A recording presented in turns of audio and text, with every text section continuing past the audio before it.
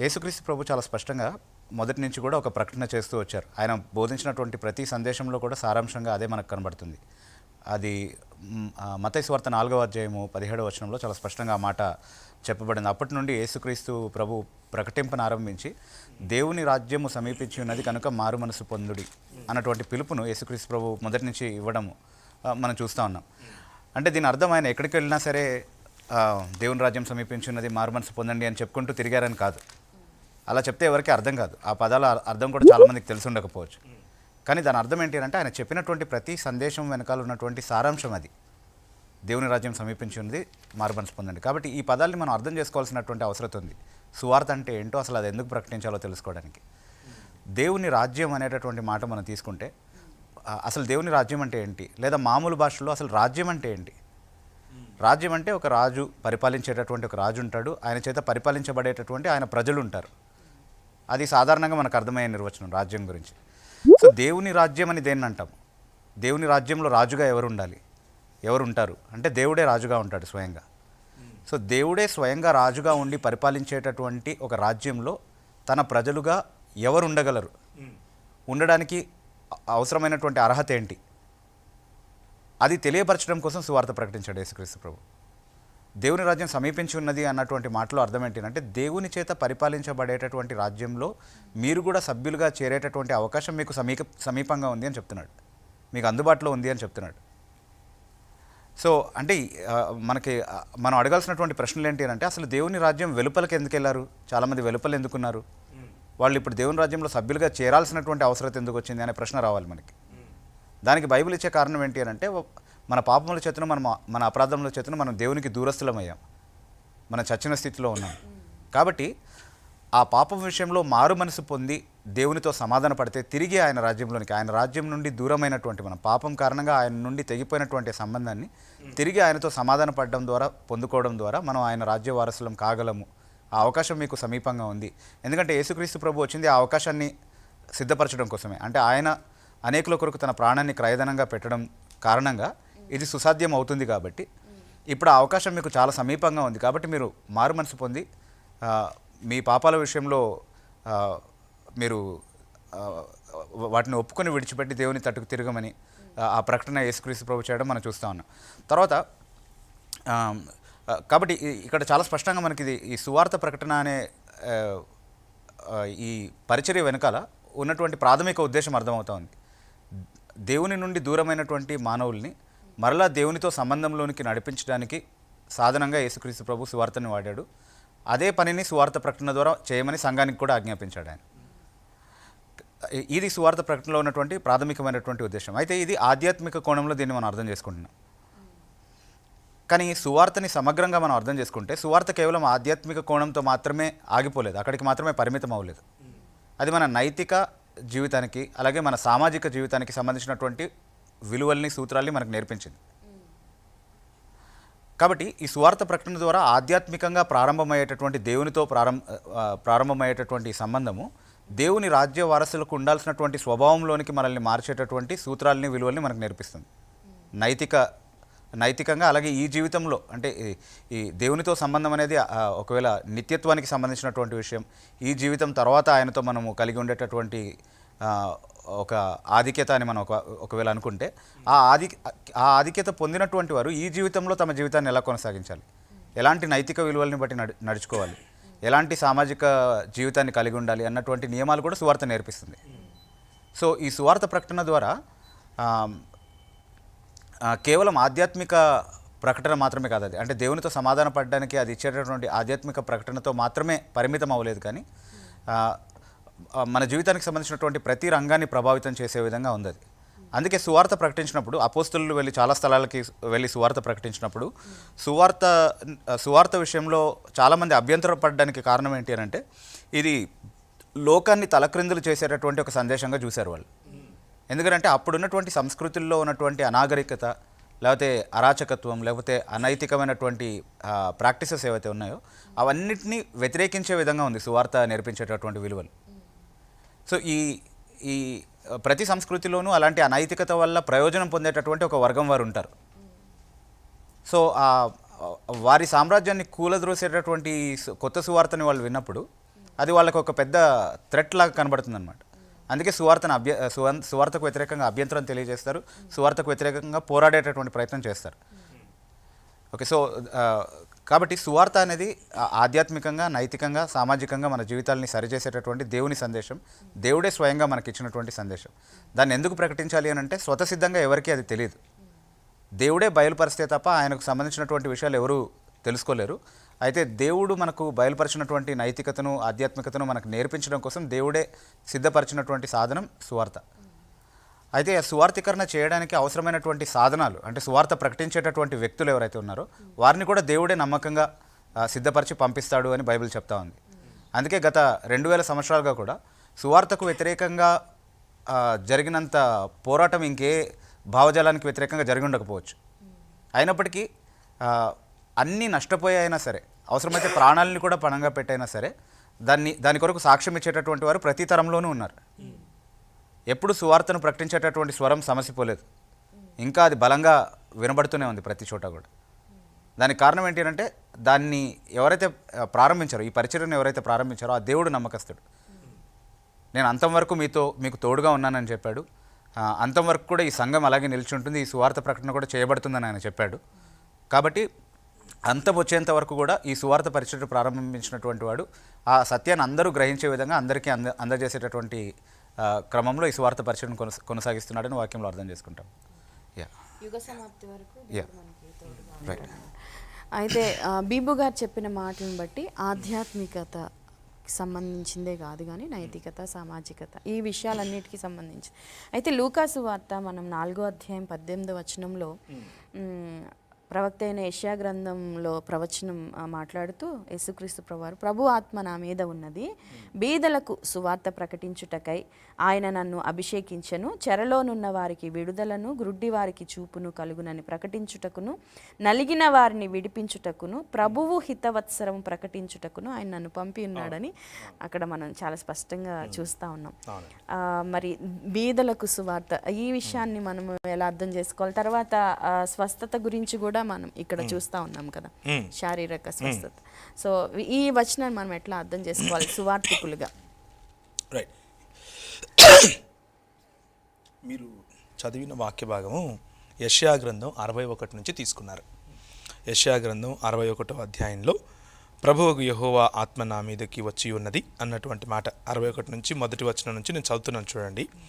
దీనులకు సువర్తమానము ప్రకటించుటకును, అక్కడ సువార్త అని రాశారు కదా, ఇక్కడ సువర్తమానము అని రాశారు.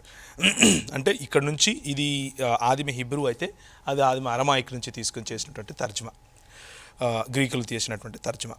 యెహోవా నన్ను అభిషేకించెను, నలిగిన హృదయము గల వారిని దృఢపరచుటకు. అక్కడేమనుంది మీరు చదివిన దాంట్లో? నలిగిన వారిని విడిపించుటకు కదా, విడిపించటమును దృఢపరచటముతో సమానం చేస్తున్నారు. ఆ విషయాన్ని మనం అర్థం చేసుకోవాలి. అలాగే చెరలోనున్న వారికి విడుదలను, బంధింపబడిన వారికి విముక్తిని ప్రకటించుటకు. అక్కడ బంధింపబడిన వారిని విడిపించుటకు అనేది కదా, విడుదల అన్నమాట. ఆ తర్వాత బంధింపబడిన వారికి అన్నదాన్ని దాంట్లోనే కలిపినట్లున్నారు. యెహోవా హితవత్సరమును, మన దేవుని ప్రతిదండన దినమును ప్రకటించుటకును, దుఃఖాక్రాంతులందరినీ ఓదార్చుటకును. సో ఈ వాక్య భాగంలో ఉన్నటువంటి సారాంశం ఏమిటి అని అంటే ఇంతవరకు బిబ్బు గారు చెప్పినటువంటిదే. సో గ్రుడ్డి వారికి చూపును కలుగు చేయుటకును అన్న మాట ఏదైతే ఉందో అది కొన్ని ప్రతులలో ఉండటం, కొన్ని ప్రతులలో లేకపోవటం, ఏదేమైనప్పటికీ ప్రభువైన యేసుక్రీస్తు యొక్క రాక, ఆయన రాక స్వస్థతను కూడా తీసుకుని వచ్చింది అన్నటువంటి మాటలో ఏ రెండవ ఆలోచన లేదు. యెషయా గ్రంథము వేరు చోట్ల 61లో మాత్రమే కాదు, వేరు చోట్ల కూడా ఆయన స్వస్థతనివ్వటానికి, న్యాయమును జరిపించడానికి వచ్చాడు అన్నటువంటి విషయాన్ని కూడా మనం చూస్తాం. సో దుఃఖాక్రాంతులకు ఓదార్పు, సియోనులో దుఃఖించు వారికి ఓదార్పు, తర్వాత భారభరితమైన ఆత్మగల వారికి స్తుతి వస్త్రమును ధరింపచేయటానికి వచ్చానని, దుఃఖమునకు ప్రతిగా ఆనంద తైలము, బూడిదకు ప్రతిగా పూదండనివ్వటానికి వచ్చానని ప్రభువైన యేసుక్రీస్తు గురించి యెషయా గ్రంథం 61వ అధ్యాయంలో మనం చూస్తాం. అయితే ఇవన్నీ కూడా ఒకే జీవితానికి, మానవుని జీవితంలో ఉన్న వేరు వేరు కోణాలను సూచిస్తాయి. ఆత్మీయంగా, ఆధ్యాత్మికంగా, అలాగే శారీరక స్వస్థత కూడా ఇందులో భాగం. మీరు ఇంతవరకు అడిగినట్లుగా శారీరక స్వస్థత కూడా ఇందులో భాగం. అయితే స్వార్థీకరణ అన్నటువంటి మన సబ్జెక్టులో ఇది కూడా ఉంది కాబట్టి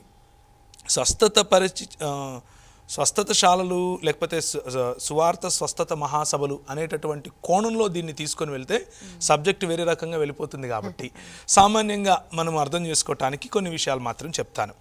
ఏంటి అని అంటే, ఇప్పుడు ప్రభువైన యేసుక్రీస్తు ఆయన స్వస్థపరచగలడు, ఆయన స్వస్థపరచు దేవుడు. స్వస్థపరచు దేవుడు కనుకనే ఆయన స్వస్థతలు చేశాడు, ఈ రోజుకు చేస్తాడు. ఆయన డాక్టర్స్ను ఉపయోగించుకుని చేస్తాడు, డాక్టర్స్ను ఉపయోగించుకొని అవసరం లేకుండా చేస్తాడు. మీరు ముట్టినా చేస్తాడు, మీరు ముట్టకపోయినా చేస్తాడు. వారు ప్రార్థించినా చేసుకుంటారు. ఆయన సార్వభౌమాధికారం గలవాడు కనుక ఎప్పుడు ఎక్కడ ఎవరికి ఏ విధంగా స్వస్థతను ఉపయోగించి తన వద్దకు తీసుకొచ్చుకోవాలో తెచ్చుకుంటాడు. అందులో బైబిల్ని అనుసరించే ఎవరికి ఏ ఇబ్బంది లేదు. అయితే సువార్తీకరణకు స్వస్థత మీటింగులకు ఉన్న లింక్ వైపుకు మనం వెళ్లకుండా సువార్తలో భాగము దాని ఏమంటారు, సమగ్రమైనటువంటి పోషణ, సమగ్రమైనటువంటి దేవుని వాక్య వితరణ, లేకపోతే సమగ్రంగా ఒక వ్యక్తి ఎదగటానికి అవసరమైనటువంటి విధేయత, దేవుని రాజ్యములో అడుగడటానికి విధేయత అన్న కోణంలో చూస్తే స్వస్థత అన్నది సువార్త పర్యవసానం. అది ఆత్మీయ స్వస్థత, ఆధ్యాత్మిక స్వస్థత, వ్యక్తిగతంగా మనకున్నటువంటి స్వస్థత, అలాగే మానసికంగా కృంగిపోయి ఉన్న సమయంలో స్వస్థత, బూడిదల వంటి జీవితంలో, అంటే ఎందుకు పనికిరాని జీవితంగా ఉన్నప్పుడు ఒక నలిపి పరిమళింపజేసేటటువంటి దేవుడు అని పిలిచాం కదా మనం. దేవుని జ్ఞానము యొక్క సువాసనగా తీర్చిదిద్దగల స్వస్థత. ఇటువంటి స్వస్థతలన్నీ కూడా కేవలం భౌతికమే కాదు, అన్ని రకాలైనటువంటి స్వస్థత కూడా సువార్తలో మిళితమై ఉంది. సువార్తలో మనం వాటిని రంగరించుకొని చూడాలి. ఒక్కదాని మీదే మనం ఫోకస్ చేయాలి. కరెక్ట్. ఒక్కదాని మీద ఫోకస్ చేయడం వల్లనే కేవలము మతం కడతాం. మతం బిబ్బు గారు చాలా చక్కగా ఈ విషయాన్ని మనకు వివరించారు. క్రైస్తవ సువార్త లేకపోతే క్రైస్తవులు ప్రకటించే సువార్త, దైవజనులు ప్రకటించే సువార్త మతపరమైనది కాదు. ఇది ఒక మతంలోకి చేరండి అని ఇచ్చే పిలుపు కాదు. సభ్యత్వ నమోదు క్రమంలో చేసేది కాదు ఇది. అంటే నువ్వు మా సభ్యుడిగా అవు, నీకు ఈ బెనిఫిట్స్ వస్తాయి అని చెప్పేది కాదు సువార్త అంటే. సువార్త అని అంటే నువ్వు దేవుని చేత ఏర్పరచబడ్డావు అన్నటువంటి పిలుపు నీకు ప్రభువు ఇచ్చుంటే రా అని పిలవటం, విధేయతలోనికి రా అని పిలవటం. విధేయతలోనికి వస్తే యాక్చువల్గా నీకున్న ప్రివిలేజెస్ కోల్పోతావు. నీకు సమాజంలో లేకపోతే ఈ లోకంలో నీకున్నటువంటి కొన్ని ప్రివిలేజెస్, కొన్ని చేయాలనుకుంటే కూడా చేయగలిగినటువంటి, ముఖ్యంగా పాపానికి తర్వాత అక్రమానికి సంబంధించినటువంటి ప్రివిలేజెస్ ఏవైతే ఉన్నాయో వాటిని కోల్పోతావు. అంత మాత్రమే కాదు, స్వార్థీకరణ అన్నటువంటి పనిలో కాలు పెట్టిన తర్వాత అది బాధ్యతతో కూడిన నాగలి దున్నేటటువంటి ప్రక్రియగా కూడా దేవుని వాక్యం చెప్తోంది. నాగలి దున్నటం అని అంటే ముందు మనం రాళ్లను తీసేస్తాం, కలుపును తీసేస్తాం, తర్వాత చక్కగా క్రమంగా దాన్ని దున్నుతాం, ఆ తర్వాత విత్తనాలు వేస్తాం, ఆ తర్వాత ఎరువు వేస్తాం, నీళ్లు వేస్తాం, కాస్తాం, కోసేంత వరకు, పంటలు కుప్పలూడ్చి ధాన్యం ఇంటికి తీసేంత వరకు కూడా చాలా కష్టం ఉంటుంది. చాలా ఒళ్ళుంచి పని చేయాలి, నిరీక్షణ కలిగి వేచి చూడాలి. అటువంటిదే సువార్త పరిచర్య కూడా. సువార్త పరిచర్య అన్నది ఈవెంట్ బేస్డ్ కాదు. అంటే ప్రభువైన యేసుక్రీస్తు ప్రభువు యెహోవా ఆత్మ నా మీదికి వచ్చి ఉన్నది, దీనులకు సువార్త ప్రకటించుటకు ఆయనను అభిషేకించాడు అని చెప్పింది. నేను ఒక మీటింగ్ పెడతాను, అందులో 5,000 మంది వస్తే వాళ్ళకు ఇంతమందికి బాప్తిసం ఇస్తాను, ఇంతమంది నాకు ఇది ఇచ్చెళ్ళిపోతారు అనేటటువంటి ఈవెంట్ కాదు. సువార్తీకరణ అన్నదాన్ని దురదృష్టవశాత్తు ఈ 20వ శతాబ్దం 21వ శతాబ్దంలో మెల్లిమెల్లిగా మనం దాన్ని ఈవెంట్ బేస్డ్, అంటే ఒక కార్యక్రమం, సువార్త అన్నది ఒక కార్యక్రమం చేసేసుకున్నాం మనం. కొంతమంది సంవత్సరానికి ఒకసారి కార్యక్రమం చేస్తున్నారు, కొంతమందికి వారానికి ఒకసారి సాయంత్రం పూట కార్యక్రమం చేస్తున్నారు, ఇంకొందరు దాన్ని ఏమంటారు డ్యూటీగా, అంటే అదొక కార్యక్రమం, ఉద్యోగం చేయాలి అన్నటువంటి. సో ఇవన్నీ కూడా ఒక క్రైస్తవ జీవన విధానంలో భాగమై ఉండాలి. లైఫ్ స్టైల్ ఇవాంజలిజం అన్నది మనకు అలవడాలి. ప్రభువైన యేసుక్రీస్తు, అందుకని బిబ్బు గారు చెప్పినట్లుగా రాజ్యం, యేసు ప్రభు యొక్క రాజ్యం, లేకపోతే క్రీస్తు ఏ రాజ్యం అయితే కట్టడానికి వచ్చాడు, ఆయన వచ్చినప్పుడు ఆయన రాక మునుపు నుండి కూడా దేవుడు ఎన్నుకున్నటువంటి ప్రజలు బానిసత్వంలో ఉన్నారు. ఆ దేవుడు ఎన్నుకున్నటువంటి ప్రజలు బానిసత్వంలో పరాయి పాలనలో ఉన్నారు అన్నది కేవలం భౌతిక వ్యక్తీకరణ. దానికంటే ముందు పాపపు ఆధిపత్యం క్రింద ఉన్నారు అన్నది ఆదాము నుంచి వస్తున్నటువంటి ఈ పతన స్థితి. ఈ ఆధిపత్యం నుంచి, పాపము యొక్క, సాతాను యొక్క ఆధిపత్యం నుంచి విడిపింపబడటాని కోసం క్రీస్తు వస్తాడు అని చెప్పిన దాన్ని జూడాయిజర్లు లేకపోతే ఈ యూదా మత పెద్దలు ఏమనుకున్నారు అని అంటే అది కేవలం భౌతికమైన ఒక రాజ్యం కడతాడు అని అనుకున్నారు. కానీ ప్రభువు నా రాజ్యం ఈ లోక సంబంధమైనది కాదు అని ఆ ఆలోచనను పటాపంచలు చేసి, నా రాజ్యము అది విలువలతో కూడిందని, అది ఆధ్యాత్మికమని, అది ఆలోచనలకు సంబంధించిందని, అది హృదయాల నేలే రాజుగా నేను ఉంటానని, అంత మాత్రమే కాదు అవన్నీ జరిగిన సమయంలో భౌతికంగా ఉన్నటువంటి ప్రభుత్వాలు సైతం వాటి ప్రభుత్వాలను తలకెత్తుకొని అందరికీ చక్రవర్తి అయిన యేసు ప్రభు దగ్గరికి మోసుకొని వస్తారని, గుమ్మములారా మీ తలెత్తుడి అన్నటువంటి మాట సంపూర్ణమవుతుందని రెవల్యూషన్ అంటే ప్రకటన గ్రంథంలో మనం చూస్తాం. సో ఇదంతా కూడా ప్రభు అయిన యేసు క్రీస్తు ప్రణాళికాబద్ధంగా చేస్తున్నటువంటి ఈ సువార్థీకరణ అన్నది దేవుని హృదయంలో నుంచి వచ్చినటువంటి ప్రభు అయిన యేసు క్రీస్తు నిర్వహిస్తున్నటువంటి పరిశుద్ధాత్ముడు మన ద్వారా జరుపుతున్నటువంటి ఒక క్రమబద్ధీకరించే పని, లేకపోతే bringing order in to the world, a new world order. ఆ దృక్పథంలో మనం చూడాలి. అంత విశాలమైన దృక్పథం మనము సంఘాల్లో కలిగి ఉండాలి. కేవలము ఒక ఈవెంట్ బేస్డ్ పర్ఫార్మెన్స్కు మాత్రమే సువార్థీకరణను గనక మనం సంకుచితం చేసేసాము అని అంటే అది కేవలము మానసికంగా సాటిస్ఫై అవ్వడం కోసం మాత్రమే పనిచేస్తుంది తప్ప దేవుని రాజ్యాన్ని కట్టడానికి బహుశా చాలా సమయం పడుతుంది. సో స్వస్థత లేకపోతే సువార్త అనేది శారీరక, మానసిక, ఆధ్యాత్మికత, నైతిక, సామాజిక ఈ అన్ని విషయాలకు సంబంధించిందని చాలా స్పష్టంగా సెలవిచ్చారు. అయితే కానీ ఎక్కువ మనము నశించు ఆత్మల సంపాదన అనేసి అని అంటూ ఉంటాం. సో దాన్ని ఎట్లాగ అర్థం చేసుకోవాలంటారు? వాస్తవానికి నశించు ఆత్మలను సంపాదించేది, నశించు ఆత్మలను నాశనం నుండి జీవంలోనికి నడిపించేటటువంటి కార్యం ఎవరు చేస్తారు అంటే దేవుడు మాత్రమే చేస్తాడు. ఆ కార్యాన్ని దేవుడు మాత్రమే చేయగలిగేటటువంటి పని అది. అది మనం చేసేది కాదు. మనం ఈరోజు టార్గెట్స్ పెట్టుకొని ఈరోజు ఈ 2020లో నేను 10,000 ఆత్మల్ని సంపాదించేస్తాను, 20,000 ఆత్మల్ని సంపాదించేస్తాను అని అనుకుంటే సరిపోదు. అలా జరగదు. అది ఆత్మల సంపాదన అనేది దేవుడే చేసేటటువంటి కార్యం. అది ఆయన ప్రణాళిక చొప్పున ఆయన జరిగిస్తాడు. అయితే ఆయన ప్రణాళికలో భాగంగా ఎవరిని సాధనాలుగా వాడుకుని ఆ కార్యం చేయాలో వారిని సువార్థికులుగా ఆయన లేవనెత్తుకుని ఆయన సువార్తను ప్రకటించడం ద్వారా తన ఆత్మల్ని సంపాదించుకుంటాడు ఆయన. సో ఆత్మల సంపాదన అనేది మనం చేసే కార్యము అని మనం అనుకుంటున్నాం కాబట్టి దానికి తప్పుడు నిర్వచనాలు కూడా ఇవ్వడం ప్రారంభించాం మనం.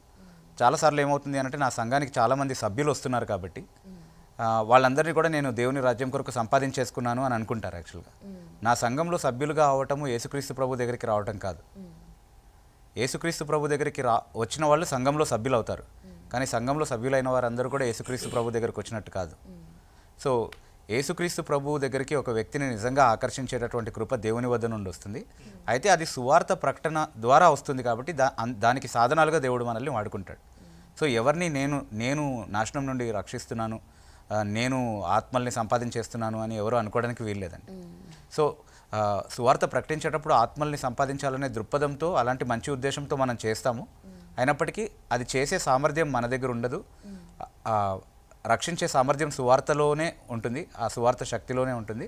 అది కూడా దేవుడు తన పరిశుద్ధాత్మ ద్వారా కార్యం చేసినప్పుడు అది జరుగుతుంది అన్నటువంటి సత్యాన్ని మనం అర్థం చేసుకోవాలి. కొంచెం ప్రాక్టికల్గా సోదరులు చెప్పిన దానికే ఇప్పుడు మనం ఫర్ ఎగ్జాంపుల్ మనం ఏదైనా పని అనుకున్నాం మనసులో పని అనుకున్నప్పుడు దాన్ని కొలవటానికి మేము చేసామా లేదా అని కొలవటానికి ఒక కొలమానం పెట్టుకుంటాం, అంతవరకు ఓకే. కానీ బిబు గారు చెప్తున్నట్లుగా ఆత్మలు అన్న వాటికి ఒక లెక్కేసుకుని ఒక నంబర్ గేమ్లోకి అంటే కొన్ని మన దేశంలో ఉన్నటువంటి ఈ సువార్త పనికి కేటాయించబడినటువంటి నిధులు, కేటాయించబడినటువంటి ప్రజలు వాళ్ళు ఇచ్చే రిపోర్ట్స్ కనుక అన్నీ యాడ్ చేస్తేనంట భారతదేశం 3 సార్లు బాప్తిసం పొందిందంట అంటారు. అది వాళ్ళు ఇచ్చేటటువంటి రిపోర్ట్స్ అలా ఉన్నాయి. ముఖ్యంగా ఆంధ్రప్రదేశ్ అయితే 13 సార్లు పొందిందంట. అది ఎంత మాత్రం నిజమో తెలీదు. సో అలా లెక్కల్లోనికి నంబర్లలోనికి పడి మనము ప్రభువుకు నమ్మకంగా చేయాల్సినటువంటి పనిని కేవలం నంబర్ గేమ్ లాగా చేయటం అది అంత నిజమైన సువార్థీకరణకు ఉపయోగపడేది కాదు అది. కానీ సోదరుడు చెప్తున్నట్లుగా ఇదొక నంబర్ గేమ్ కాకుండా ఒక వ్యక్తిని వ్యక్తిగా చూడగలగటం, ఒక వ్యక్తిని టార్గెట్గా చూడకూడదు. చాలాసార్లు సువార్త పని చేసేవాళ్ళు, ఒక ఆమెతో నేను మాట్లాడాను. ఆమె హైందవ కుటుంబం నుంచి వచ్చారు. వారి హస్బెండ్ కూడా హైందవ కుటుంబం నుంచి వచ్చారు.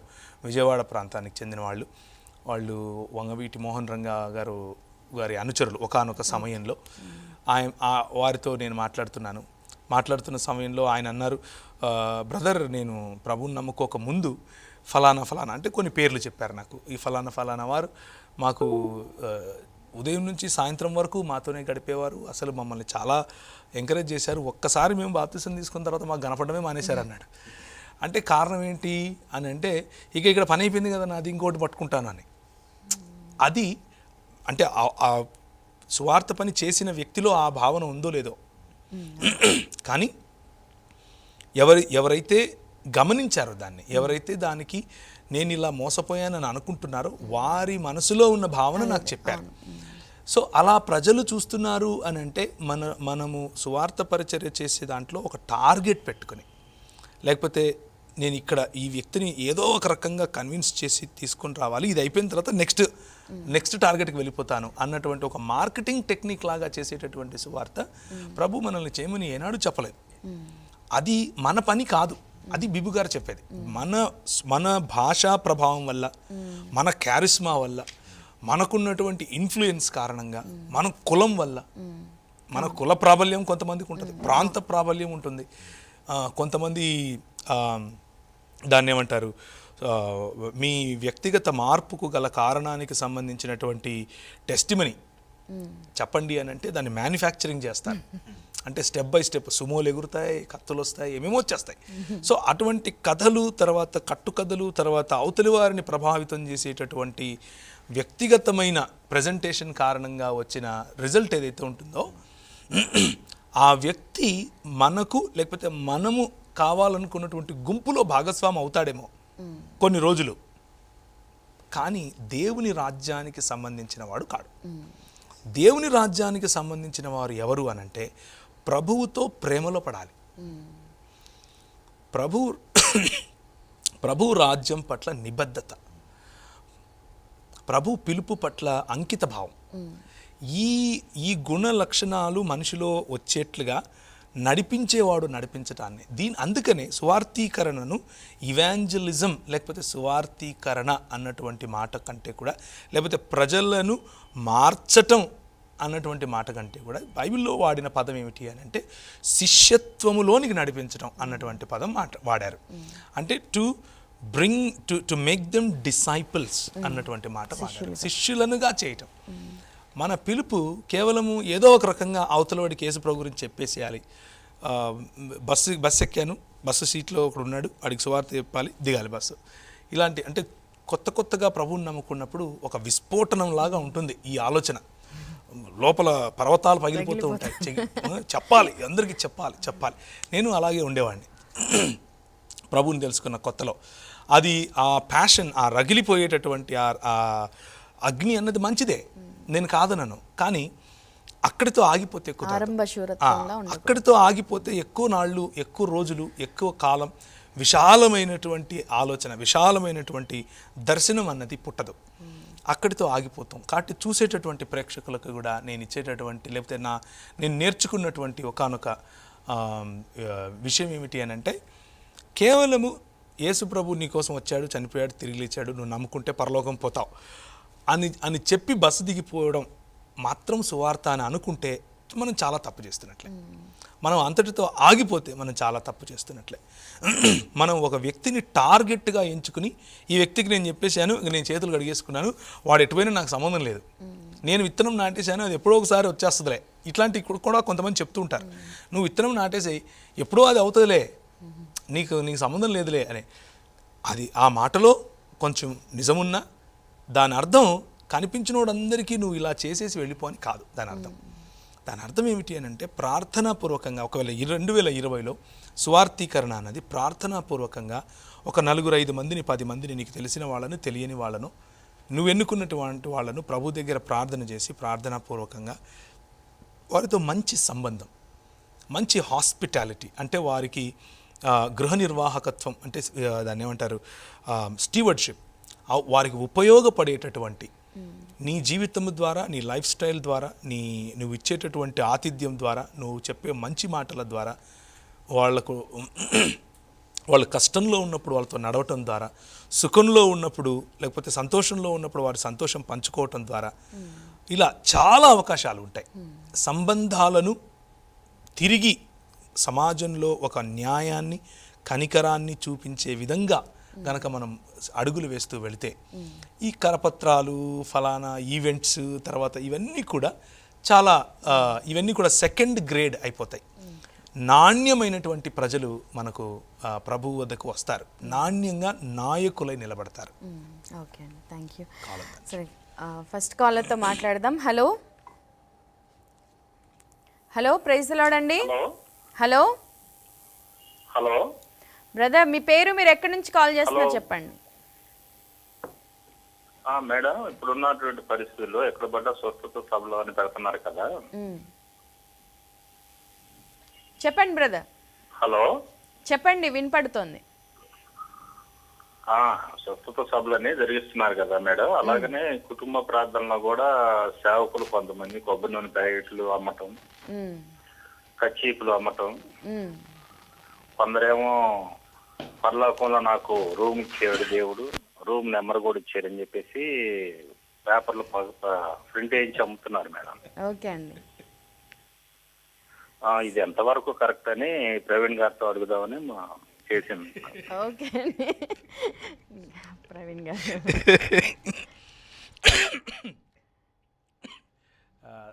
చక్కటి ప్రశ్న. అంటే నేను ఇంతవరకు చూడలేదు అలాంటి కరపత్రం, అంటే రూమ్ నంబర్తో సహా ఇస్తున్నారు అని అంటే అది కొంచెం చాలా బాగా, అంటే ఎక్స్ట్రీమ్గా వెళ్ళిపోయినట్లున్నారు. నేను చిన్నప్పుడు కొన్ని విన్నాను. ఎలాంటివి విన్నాను అని అంటే, నేను పరలోకం సైకిల్ దొక్కుంటూ వెళ్ళాను. సైకిల్ దొక్కుంటూ వెళ్ళి రైట్ హ్యాండ్ సైడ్ చూస్తే ఆయన ఉన్నాడు, లెఫ్ట్ హ్యాండ్ సైడ్ చూస్తే ఈయన ఉన్నాడు, ఇలాంటివి చెప్పే వాళ్ళ గురించి విన్నాను. ఇప్పుడు సోదరులు అడిగే ప్రశ్న చాలా కొత్తగా ఉంది. నాకు పరలోకంలో రూమ్ ఉంది, రూమ్ నంబర్ ఉంది, క్షమించండి. సో ఇలాంటివన్నీ కూడా సువార్థీకరణలో భాగం కావు. ఇవి ప్రజలను మభ్యపెట్టే విషయంలో భాగాలు.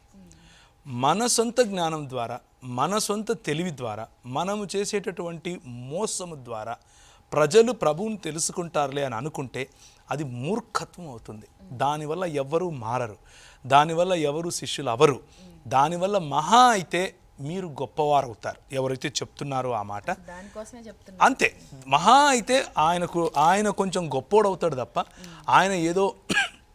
ఆయనకు వచ్చే పలుకుబడి పెరుగుతుంది తప్ప, ఈయన చాలా భక్తిపరుడండి, ఈయన పరలోకం వెళ్ళాడంట, ఈయనకు రూమ్ కూడా ఉందంట, ఆ రూమ్లో గార్డెన్ ఉందంట, బెడ్ వేసారంట, ఇవన్నీ బైబిల్లో లేని, బైబిల్ చెప్పని, ఒక రకంగా చెప్పాలంటే ప్రజలను మోసపుచ్చే మాటలే తప్ప, ఇలాంటి అనుభవాలు, బైబిల్ ఆమోదించినటువంటి అనుభవాలను సువార్థీకరణ అని అర్థం చేసుకోవటం అసలు బైబిల్కి వ్యతిరేకం. అది 100% వ్యతిరేకం.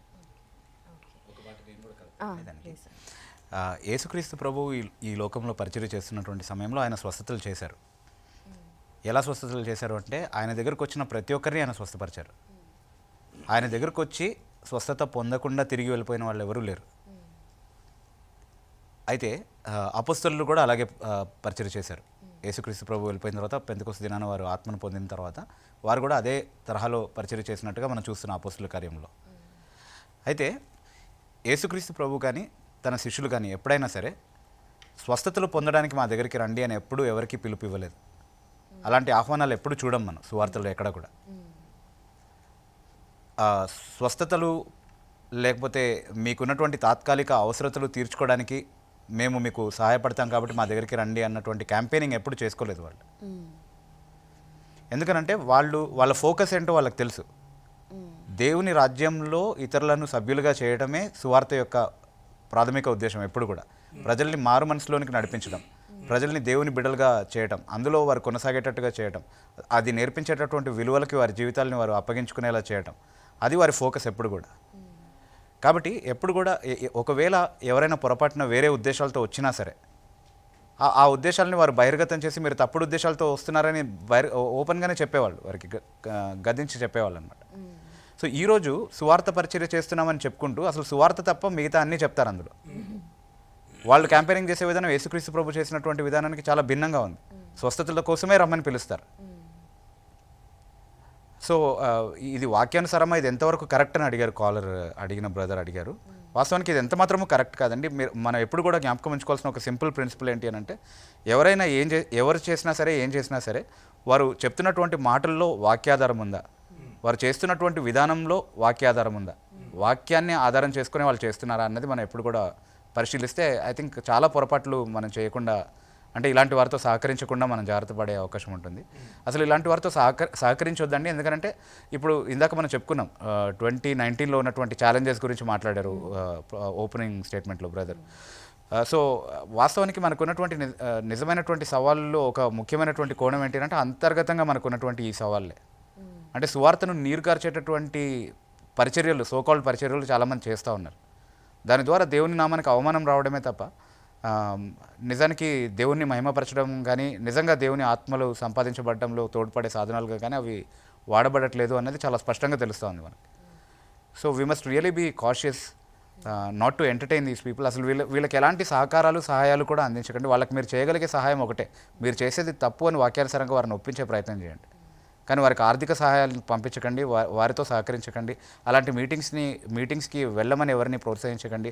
ఎవరైనా వెళ్తున్నారని తెలిస్తే కూడా వారికి సరైనటువంటి క్రిస్టియన్ అవేర్నెస్ ఇవ్వండి, అలాంటి మీటింగ్స్కి వెళ్ళకూడదు అని చెప్పి. ఎందుకంటే వాళ్ళు చేసేది స్వస్థత కాదండి, చాలాసార్లు స్వస్థత పేర్లతో మోసమే చేస్తున్నారు. కొబ్బరి నూనె రాసి స్వస్థత చేస్తున్నారు అని మాట్లాడుతున్నారు. ఈ రోజుల్లో కొబ్బరి నూనె రాసి స్వస్థతలు చేయడం మాత్రమే కాదు, కొబ్బరి నూనెకి ప్రార్థన చేసి ఆ కొబ్బరి నూనెని సరఫరా చేస్తున్నారు ప్రసాదంలాగా. అది రాసుకుంటే, అది తాగితే దానివల్ల ఏదో జరుగుతుందని చెప్తున్నారు. మనకు తెలుసు, అంటే వీళ్ళు చేసే కమర్షియల్ ఇవన్నీ కూడా మనకు తెలుసు. అంటే కాన్స్టెంట్గా మనం దాని గురించి మాట్లాడుకుంటూ ఉన్నాం ఈ వేదిక ద్వారా కూడా, దాన్ని ఎక్స్పోజ్ చేస్తూ ఉన్నాం మనము. ఎక్కడ కూడా నూనెకి ప్రార్థన చేసి దాన్ని సరఫరా చేస్తే దానివల్ల స్వస్థత జరుగుతుందని బైబిల్ ఎక్కడ చెప్పలేదు. ప్రభు కూడా అలా చేయలేదు, అపోస్తులు కూడా ఎక్కడ చేయలేదు అలాగా. ప్రేక్షకులు కూడా కాషియస్గా ఉండి వాక్య జ్ఞానంతో, యేసుక్రీస్తు అనుభవ జ్ఞానంతో ముందుకున్నట్లయితే వీళ్ళని మనం ఎంకరేజ్ చేయకుండా ఉంటే సరిపోతుంది. ఇంకో విషయం కూడా, ఇందాక స్వస్థతల గురించి ప్రవీణ్ బ్రదర్ కూడా మాట్లాడుతున్నప్పుడు చాలా స్పష్టంగా ఒక మంచి మాట చెప్పారు. దేవుడు తన సార్వభౌమాధికారంలో ఎవరినైనా ఎప్పుడైనా ఎక్కడైనా స్వస్థపరచగలరు.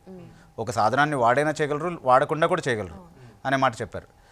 దానికి అదనంగా నేను ఒకటి చేర్చేది ఏంటి అంటే, దేవుడు తన సార్వభౌమత్వంలో ఆ పని చేస్తాడు అని చెప్పినప్పుడు చేయాలన్నా చేయకుండా ఉండాలన్నా అలా నిర్ణయించే అధికారం ఆయనకుంది. ప్రతి సందర్భంలోనూ స్వస్థపరచడమే ఆయన ఉద్దేశం అయి ఉండాల్సిన అవసరం లేదు. ఆయన స్వస్థపరిస్తేనే నాకు మేలు చేశాడని అనుకోవాల్సినటువంటి అవసరం కూడా లేదు. ఎందుకంటే మంచి దైవజనులకి, నిజంగా దేవుని బిడ్డలను నిర్ధారించబడినటువంటి వారికి కూడా ఆయన అనారోగ్యం చాలా సార్లు అనుమతించాడు. దాని నుంచి వారికి విడుదల కూడా ఇవ్వలేదు. అయినప్పటికీ వారి జీవితాల ద్వారా ఆయన మహిమ తెచ్చుకున్నాడు. అలాంటి ఎన్నో సందర్భాలు వాక్యంలో కూడా ఉన్నాయి. అదేంటి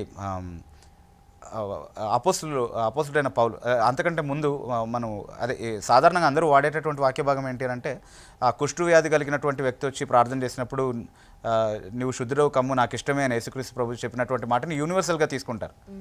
అందరి విషయంలోనూ అలా స్వస్థపరచడం ఆయన చిత్తం అన్నట్టుగా వ్యాఖ్యానిస్తూ ఉంటారు దాన్ని. కానీ అది నిజంగా వాస్తవం కాదు. ఎందుకంటే వాక్యము దానికి సమ్మతించట్లేదు అలాంటి ఇంటర్ప్రిటేషన్కి. ఎందుకంటే మనం అపోస్తులైన పౌలు విషయంలో కూడా ఒక సమస్య ఉంది. అది అనారోగ్యమా లేకపోతే ఇంకో సమస్య అనేది అలా ఉంచితే 3 సార్లు దాని గురించి ఆయన ప్రార్థన చేసినట్టుగా మనం చూస్తున్నాం. తన శరీరంలో ముళ్ళు అని పిలిచాడు దాన్ని. అది అనారోగ్యం కావచ్చు, లేకపోతే ఆధ్యాత్మికంగా అతను ఎదుర్కొన్నటువంటి ఒక సవాల్ కావచ్చు, ఏదైనా కావచ్చు. కానీ మొత్తానికి దాన్ని తీసేయమని ప్రార్థన చేశాడు. దాని నుంచి కావాల్సింది విడుదలే కదా. అది అనారోగ్యం అయితే ఏంటి, ఇంకోటి అయితే ఏంటి, ఒక సమస్య. దాని నుంచి అతనికి విడుదల కావాలి. కానీ విడుదల ఇచ్చాడా? లేదు. నా కృప నీకు చాలు అని అన్నాడు. అంటే దాన్ని నేను తీసేయను, కానీ దాన్ని అధిగమించడానికి అది ఉంటూనే నువ్వు నాలో కొనసాగడానికి అవసరమైనటువంటి కృపను నేను నీకు ఇస్తాను. దాని ద్వారానే నేను నీ బలహీనత ద్వారా నా మహిమను నేను కనబరుస్తాను అన్నట్టు అలాంటి మాటలు ప్రభు ఆయనకు చెప్పి బలపరచడం మనం చూస్తాం. కానీ స్వస్థత మాత్రం ఇవ్వట్లేదు ఆ సందర్భంలో. అలాగే పౌలు కూడా తిమోతికి రాస్తూ నీ కడుపులో ఉన్నటువంటి వ్యాధి కొరకు కొంచెం ద్రాక్షరసం తీసుకోమని అంటున్నాడు. అంటే అప్పుడున్నటువంటి మెడికల్ ప్రిస్క్రిప్షన్ అది. కొంచెం ద్రాక్షరసం తీసుకోమన్నాడు. నేను ఇదిగో నూనె ప్రార్థన చేసి పంపిస్తున్నాను, అది తాగితే సరిపోద్దని ఎందుకు చెప్పలేదు ఆయన? నేను కర్చీఫ్ ప్రార్థన చేసి పంపిస్తున్నాను, నీకు అనారోగ్యం ఉన్న చోట కడుపు దగ్గర పెట్టుకొని ప్రార్థన చేసుకొని ఎందుకు చెప్పలేదు? ఎందుకంటే those are not the formulas of healing and that is not always God's intention. ఎప్పుడు కూడా స్వస్థపరచడమే దేవుని ఉద్దేశం అని అనుకోవడం పొరపాటు అవుతుంది. అది వాక్యం కూడా సమ్మతించే ఆలోచన కాదు. స్వస్థత కోసమే మనము యేసుక్రీస్తు ప్రభు దగ్గరికి రాము. స్వస్థత ఇచ్చే సామర్థ్యం ఆయనకుంది, ఆయన చిత్తమవుతే ఆయన చేయగలడు. కానీ ఈ లోకమందు మాత్రమే మనం క్రీస్తునందు నిరీక్షించు వరమై ఉంటే మనం మనుషులందరికంటే దౌర్భాగ్యం అని చెప్తుంది వాక్యం. కాబట్టి కేవలం ఇహలోక అవసరతలు తీర్చుకోవడానికి మాత్రమే యేసుక్రీస్తు దగ్గరకు వచ్చేలా ప్రోత్సహించే సువార్త కూడికలు దేవుని ప్రణాళికలో ఉన్నటువంటి సువార్త కూడికలు కావు. ఓకే, ఇంకో కాలర్తో మాట్లాడదాం. Hello hello hello, praise the lord అండి. మీ పేరు, మీరు ఎక్కడి నుంచి కాల్ చేస్తున్నారు చెప్తారా? నా పేరు ప్రభాకర్ అండి, మాది తెలంగాణ డికే జిల్లా. ఓకే ప్రభాకర్ గారు, మీ ప్రశ్న చెప్పండి. పైన గారికి దీపావళికి వందనండి ముందుగా. సార్ చెప్పండి సార్ నా ప్రశ్న ఏంటంటే, సార్ ఇప్పుడు ఎవరెవరైతే పెద్ద చర్చిలో వాళ్ళు పిలువబడుతున్నారో, పెద్ద పాస్టర్లు ఎవరైతే పిలువబడుతున్నారో వారందరూ క్రైస్తవులకు మాత్రమే వాక్యాన్ని బోధిస్తున్నారు తప్పితే బయటకు వచ్చి సువార్త చేస్తున్నట్టుగా కనబడడం లేదండి. అదొక నాకు సందేహం. మరి అంత హోదాలో లేదా ఒక మంచి స్థితిలో వారు ఉన్నారు కదా సార్, ఎంతగానో సువార్త చెప్పవచ్చు కదా సార్, వారు చెప్పడం లేదు. అదొక సందేహం. అండ్ ఇకపోతే యేసుక్రీస్తు రెండవ రాకడకు కారకులు ఎవరైనా ఆలోచిస్తే మరలా క్రైస్తవులేమో అని అనిపిస్తుంది సార్. సార్ దీనికి కొంచెం ఖాళీ చేస్తారా? సో యేసుక్రీస్తు రెండవ రాకడకు క్రైస్తవులే కారణం అన్నది వాక్యం అలా చెప్పదు. అది మీకు అలా అనిపిస్తోంది అని అంటే ఎందుకు అనిపిస్తోందో మరి మీరు కొంచెం వివరిస్తే బాగుంటుంది. దేవుని వాక్యం ఏం చెప్తోంది అని అంటే, యేసుక్రీస్తు ప్రభువు రాకడ ఆయన తను ఏర్పరచుకున్న సంఘాన్ని ఎత్తుకోవటానికి వస్తాడు. తను ఏర్పరచుకున్న సంఘంతో వివాహం ఆడటానికి వస్తాడు. తను ఏర్పరచుకున్నటువంటి సంఘానికి తన రాజ్యంలో భాగాన్ని ఇస్తాడు. తన రాజ్యాన్ని ఆయన సంఘం ద్వారా ఏలుతాడు. తన సంఘాన్ని ఆయన తండ్రికి బహుకరించడానికి వస్తాడు. సో ఇలా చాలా అంశాలు యేసుక్రీస్తు యొక్క రెండవ రాకడని గురించి, మిలేనియం గురించి మనం మాట్లాడుకోవచ్చు. అదొక వేరే సబ్జెక్ట్ అవుతుంది. కానీ ఇవాంజలిజం, సువార్థీకరణ అన్నటువంటి అంశంలో ఉన్నాం కాబట్టి మీరు అడిగిన మొదటి ప్రశ్నను చూస్తే, సువార్థీకరణ అన్నది ప్రతి క్రైస్తవుడు చేయాలి. ఇందులో పెద్ద సేవకుడు, చిన్న సేవకుడు, ఎక్కువ మంది చర్చిలకు వచ్చే సేవకుడు, తక్కువ మంది చర్చిలకు వచ్చే సేవకుడు అన్న తేడా ఏమీ లేదు. సువార్థికులు వేరు, అంటే సువార్తనే వారి పరిచర్య కేంద్రంగా పెట్టుకొని ప్రభు ఎన్నుకున్నటువంటి వారు వేరు. కానీ క్రైస్తవులు అందరూ సువార్త చెప్పాలి. ఈ రెండిట్లో కొంచెం డిఫరెన్స్ మనం అర్థం చేసుకోవాలి. అందరూ సువార్థికులు కారు. కొందరు బోధకులుగా ఉంటారు, కొందరు వర్తమానం చెప్పేవాళ్ళుగా ఉంటారు, కొందరు దాన్ని ఏమంటారు బుద్ధివాక్యం చెప్పేవాళ్ళు ఉంటారు, కొంతమంది జ్ఞానవాక్యం చెప్తారు, కొంతమంది కౌన్సిలింగ్ ఇస్తారు, కొంతమంది అడ్మినిస్ట్రేషన్ చేస్తారు. ఇలా వేరువేరు పద్ధతుల్లో ప్రభు వేరువేరు వారిని వేరువేరుగా వాడుకుంటాడు. కొంతమందిని పాయోనీర్స్గా, అంటే దాన్ని అపోస్తల్ అన్నటువంటి పదం వాడారు. క్రొత్త పనులను మొదలుపెట్టి వాటిని వేరే వారికి అప్పగించి వెళ్ళిపోవటం, పంపబడి వేరే వారిని పంపించేవారు. ఇలా చాలా రకాలుగా దేవుని యొక్క పరిచర్యను చేయటానికి అవకాశం ఉంది. కాబట్టి అందరూ సువార్థికులే అయి ఉండాలి అన్నటువంటి ఆ మూస అందరిలో పెట్టడానికి వీల్లేదు. ఇకపోతే ఇప్పుడు కనిపిస్తున్నటువంటి దైవజనులు ఎవరైతే ఉన్నారో వారిలో ఎందరు సువార్థికులుగా పిలువబడ్డారో మనకు వారు చెప్పాలి. లేకపోతే వారికి ఉన్నటువంటి తలాంతులను బట్టి మనం అర్థం చేసుకోవాలి. ఆయన మంచి టీచర్ అండి, మంచి బోధకుడు అండి, లేకపోతే మంచి వర్తమానం చెప్తాడు, మంచిగా కౌన్సిలింగ్ ఇస్తాడు, మంచిగా ఇలాంటివి మనకు వారికి ఉన్నటువంటి తలాంతులను బట్టి మనం అర్థం చేసుకోవచ్చు. కొందరు సువార్తకు పిలువబడిన తర్వాత కూడా ఆ సువార్థీకరణలో భాగంగా కేవలము పుల్పిట్ మీద నుంచి చెప్పటమే సువార్త అని అనుకునేవారు కొంతమంది ఉంటారు. కానీ అలా కాదు. సువార్త చెప్పేదానికి చాలా కోణాలు ఉన్నాయి, చాలా రకాలుగా మనం చేయొచ్చు అని అనుకునేవారు ఉన్నారు. అలా అనుకుంటూ చేసేవారి సంఖ్య చాలా ఎక్కువగా ఉంది. ఎందుకు అనంటే పుల్పిట్ మీద నిలబడుకొని చెప్పేవాళ్ళు మహా అయితే ఒక 10 మంది 15 మంది మనకు గుర్తుండొచ్చు. కానీ కనిపించని అశేషమైనటువంటి ఈ మిషనరీ సంఘాలుగా ఉంటూ ఆయా ప్రాంతాలను, ఆయా ప్రజలను, ఆయా సమూహాలను డెవలప్ చేస్తూ వారి జీవితాల్లో ప్రభు యొక్క మార్గాన్ని బోధిస్తూ ఉన్నవాళ్ళు సువార్థికులుగా లక్షల్లో కేవలం మన భారతదేశంలోనే ఉన్నారు. కాబట్టి ఫలానా దైవ సేవకులు చేయట్లేదే, వారు చేస్తే బాగుండు కదా అని అనుకోవటం కంటే కూడా వారికి ఇచ్చినటువంటి తలాంతుల్లో వారు చేస్తున్నారు, నా తలాంతు ఏమిటి అని మనల్ని మనం ప్రశ్నించుకుంటే బాగుంటుంది. ఇంకో కాలర్తో మాట్లాడదాం. Hello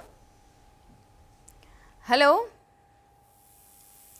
hello hello, praise the lord అండి. మీ పేరు, మీరు ఎక్కడి నుంచి కాల్ చేస్తున్నారు చెప్తారా? నమస్తే అండి, నా పేరు ఫనీ, నేను పిటాన్ శివ దగ్గర నుంచి కాల్ చేస్తున్నానండి, హైదరాబాదు. ఓకే ఫణి గారు, మీ ప్రశ్న చెప్పండి. అమ్మ, అక్కడ ప్రవీణ్ గారితో ఇందాక నుంచి ఆయన చెప్తున్న మాటలు వింటున్నాము. దానికి సంబంధించిన చిన్న ఎక్స్టెన్షన్ ప్రశ్న, ఒక 2 చిన్న ప్రశ్నలు ఉన్నాయి. ఓకే అడగండి. మొదటి ప్రశ్న ఏమిటంటే, ఇందాక నుంచి చెప్తున్నారు సువార్త అంటే యేసు ప్రభు మన పాపాల కోసం మరణించారనేటువంటి ఆ మాటని ప్రచారం చేయడం సువార్త అని చెప్తున్నారు. కానీ ఆ సువార్త చేసేటప్పుడు నేను ఎవరిని విమర్శించట్లేదు, కానీ ఒక హిందువుల దగ్గరికి వచ్చి ఈ విషయాన్ని చెప్తూ ఉన్నప్పుడు వాళ్ళు చేస్తున్న మాట ఏంటంటే యేసు ప్రభు మాత్రమే దేవుడు అని మాత్రం చెప్తున్నారు వాళ్ళు.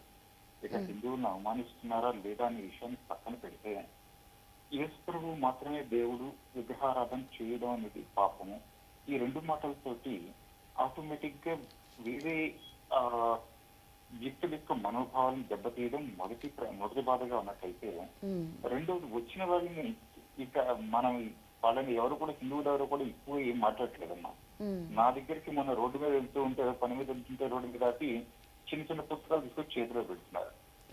ఇక నాకు చిరాకు వచ్చి ఆవిడతోటి మాట్లాడడానికి ఒక 2 నిమిషాలు మాట్లాడితే, ఆవిడ చెప్పిన మాట ఏంటంటే, యేసు ప్రభు వారు మాత్రమే మన పాపాల కోసం మరణించారండి అని చెప్పి చెప్పింది ఆవిడ. సరేనమ్మా, యేసు ప్రభు వారికి పెళ్లి అయిందా అని చెప్పి అడిగాం. లేదండి అని అడిగింది. అదే ప్రశ్న 2 సార్లు అడిగేసరికి మళ్ళా అవునండి పెళ్ళయింది అని. ఎవరండి ఆవిడ, ఎవరండి మరి పెళ్ళైతే ఎవరండి అని అడిగితే, ఆవిడ భార్య ఎవరంటే మేరీ మాత అని చెప్పి ఆవిడ అన్నారు. నేను విమర్శించట్లేదన్నా. తర్వాత మరలా చెప్పిన తర్వాత, అలా కాదమ్మా మేరీ మాత తల్లి కదా ఆవిడ అంటే, మాకు తెలియదండి, మా పాస్టర్ గారు పుస్తకాలు పెట్టిస్తున్నారు అక్కడ లోపల అని చెప్పేసి ఈ రకంగా చెప్పుకుంటూ వెళ్ళిపోతాను. దానివల్ల ఏమవుతుందంటే, నిజంగా బైబిల్ తెలుసా లేకపోతే బైబిల్ నిజంగా గొప్పదా కాదా ఇవన్నీ విషయాలు పక్కన పెడితే, ఇలా తెలియని వాళ్ళు రోడ్డు మీదకి వచ్చి అసలు ఏ విషయాన్ని కూడా తెలియకుండా ఇచ్చిన టార్గెట్ తో రోడ్డు మీదకి వచ్చి జనాల మీద పడి యేసు ప్రభు దేవుడు అంటే ఏ రకంగా దేవుడు అవుతాడు అనేటువంటి బేసిక్ కనీసం ఎవరైనా అడిగితే ప్రశ్నించినప్పుడు సమాధానం కూడా చెప్పలేనటువంటి సమాధానం చెప్పడం కాదు, ఇంకేమైనా ఏదైనా ప్రశ్న అడిగా అనుకోండి, సరే యేసు ప్రభు దీవించిన కాక అని చెప్పి అక్కడ నుంచి పారిపోవడం, ఇటువంటివన్నీ కూడా చాలా ఇబ్బందిగా ఉన్నాయి తప్ప నాకు ఇక్కడ హిందువులు ఎవరికి కూడా మీరు మీ యొక్క ప్రచారం, మీ దేవుణ్ణి మీరు ప్రార్థించుకోవడంలో ఎవరికి ఎలాంటి ఇబ్బంది ఉండదమ్మా. కానీ ఇలా రోడ్ల మీదకి వచ్చి ఈ ప్రవీణ్ గారు చెప్పే రకంగా స్వస్థతల పేరుతో ఇప్పుడు ఏం చెబుతున్నారు, ఇన్ని లక్షల మంది కోట్ల మంది స్వస్థతల పేరుతో అక్కడికి ఆ క్రైస్తవాన్ని స్వీకరించారు. సో ఇప్పుడు వాళ్ళందరూ కూడా తప్పేనా, వాళ్ళందరూ కూడా ఇప్పుడు క్రైస్తవులు కాదా, సింపుల్ గా సెట్. సో ఏం చెప్పేది నిజంగా క్రీస్తుని తెలుసుకుంటేనే క్రైస్తవుడు అయితే, స్వస్థత పెట్టే వెళ్ళి అక్కడికి వెళ్ళి ఆ మీటింగ్ లో ఉన్నటువంటి కోట్లాది మంది అందరూ కూడా వాళ్ళెవరికి కూడా క్రీస్తు గురించి తెలియదు, ఓన్లీ వీళ్ళకే తెలుసు. ఈయన వర్షన్ అయింది. అట్లా కాదు, స్వస్థత కోసం వచ్చి మారిపోయిన వాళ్ళు అని చెప్పి వాళ్ళు వచ్చి క్రీస్తు అంటే ఇది చేసేస్తాడు అని చెప్పి వీళ్ళు. ఇంత క్లమ్జీ అట్మాస్ఫియర్ క్రియేట్ చేయడం అంత అవసరం. ఓకే అండి బిబ్బు గారికి ఇవ్వండి, తర్వాత నేను తీసుకుంటాను. ఫస్ట్ ఆఫ్ ఆల్ ఒక విషయం మాత్రం అంటే ఆయన చెప్పిన దాంట్లో మనం జాగ్రత్తగా నోట్ చేసుకోవాల్సిన విషయం ఏంటంటే, సరిగ్గా తర్ఫీదు లేకుండా చాలామంది సువార్త పని కోసం అని చెప్పి పంపబడుతున్నారు. వాళ్ళని ఎదుర్కొని ఎవరైనా ప్రశ్నలు అడిగినప్పుడు they are not at all in a position to answer even basic questions. So సువార్త పని ఎవరు చేయాలి అని అంటే అందరూ చేయాలి అన్నది వాస్తవమైనప్పటికీ, ఆ సువార్త పని చేసేటటువంటి వారు తర్ఫీదుతో వెళ్ళాలి, సిద్ధపాటుతో వెళ్ళాలి, వారికి బైబిల్ తెలిసి ఉండాలి, వారు ఏ దేవుడిని ప్రకటిస్తున్నారో ఆ దేవుని గురించినటువంటి సరైనటువంటి అవగాహనతో వారు వెళ్ళాలి. యేసుక్రీస్తు మాత్రమే నిజమైనటువంటి దేవుడు అనే స్టేట్మెంట్ చేస్తే సరిపోదు. ఎందుకు యేసుక్రీస్తు మాత్రమే నిజమైనటువంటి దేవుడు అని మీరు అంటున్నారో మీరు చెప్పగలగాలి. ఆ స్టేట్మెంట్ చేసినప్పుడు అవతల నుంచి జెన్యున్గా వచ్చేటటువంటి ప్రశ్నలు ఎలా ఉంటాయో అజ్యూమ్ చేసుకునేటటువంటి పొజిషన్లో ఉండాలి, వాటికి సరైనటువంటి జవాబులు చెప్పగలిగేటటువంటి పొజిషన్లో కూడా ఉండాలి. అలా లేనప్పుడు అది చెప్పడం ద్వారా ఎక్కువ డ్యామేజే జరుగుతుంది తప్ప మేలు ఎవరికి జరగదు. సో సరైనటువంటి తర్ఫీదుతో సిద్ధపాటుతో వెళ్ళాలి అన్నది వాస్తవమే. చాలా చర్చెస్ చేసేటటువంటి ఫెయిలియర్ ఇది. అవి తర్ఫీదు ఇవ్వవు, జస్ట్ వెళ్ళి మనుషుల్ని పట్టుకొని రమ్మని పంపిస్తారో మరి ఏం చెప్పి పంపిస్తారో తెలియదు మనకు, కానీ అలా పంపించడం మాత్రం it is not the right approach to preaching the gospel. ఎందుకు ఆ మాట చెప్తున్నానంటే యేసుక్రీస్తు ప్రభు కూడా తన శిష్యుల్ని పంపించినప్పుడు ముందు వారికి నేర్పించాడు. నేను మిమ్మల్ని మనుషుల్ని పట్టే జాలరుగా చేస్తానని చెప్పి వారిని పిలిచిన తర్వాత